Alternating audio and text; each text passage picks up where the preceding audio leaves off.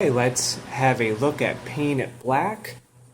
This intro is really fun to do, and you're already getting good at reading the tabs and knowing that the top line on the tab is string 1 and the bottom line on the tab is string 6. So you have the 0, 2, 3, 5, 3, 2, 0, 0, 4, 0, 2. Alright, so just maybe use a pick for that.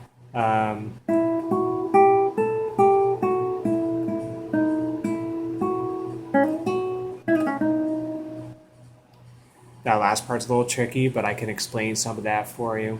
So the part before that, though, 0, 2, this is all on string 1 mostly until the third measure, but 0, 2, 3, 5, 3, 2, 0, 0, 4. The 4 is on string 2. 4, 0, 2. Then, this has a new technique for us called a hammer-on in guitar, or a slur. That's how I get those notes to go fast. I can't pluck all those notes with my right hand, so I have to do what's called a slur, and it's indicated by this long line going between the 2 and the 5, because I'm only plucking the first note, the 2, but the next 2 notes, I'm actually hammering on the string. So I'm doing a double hammer-on. I'm coming down very hard on the string to make the sound. Instead of plucking the string, I'm hammering on the string to produce the note. So I'm doing 2 in a row, the 4 and the 5. And then I pluck the 2 on string 1. I do the backwards thing. I'm pulling off the string like a snap with your fingers, pulling off. It's called a pull off, or a descending slur, to get the sound for the. See, I'm starting on 5. I plucked the 5, but then I'm pulling off for the 4 and the 2. So you have to set up the next note so you can pull off to it, and I'm set up for that next note to pull off to that. Just plucking the first one, and then I pluck the 4 at the end. So, oops, I guess I'm supposed to pluck that last one. It's cool if you don't pluck that either, but alright, that's a tricky part. We can talk more about that. So there's the intro part, and then let me make this a little bigger so I can read the words here. Oops, that didn't work very good. 60 beats per minute. 1, 2, 3, 4. I see a red door and I want to paint it black. No colors anymore, I want them to turn black. Oops, stay on the B7 there, sorry.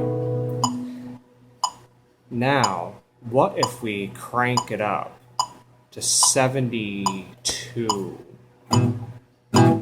3, 4. I see a red door and I want to paint it black. No colors anymore, I want them to turn black. That's much closer to the actual tempo of the song, isn't it? All right, 72 beats per minute. And let me go to the second page where you have the, I guess it's a, is it a chorus? Can't really call that a chorus. Like a bridge. The part that goes, I see the girls walk by dressed in their summer clothes.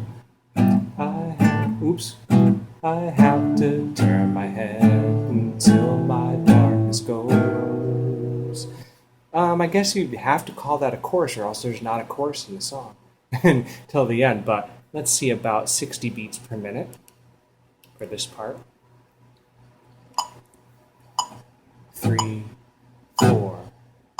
I see the girls walk by dressed in their summer clothes. I have to turn my head until my darkness goes.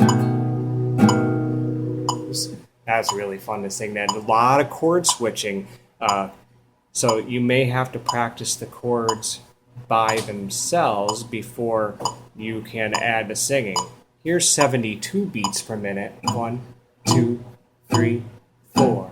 I see the girls walk by dressed in their summer clothes. I have to turn my head until my darkness goes.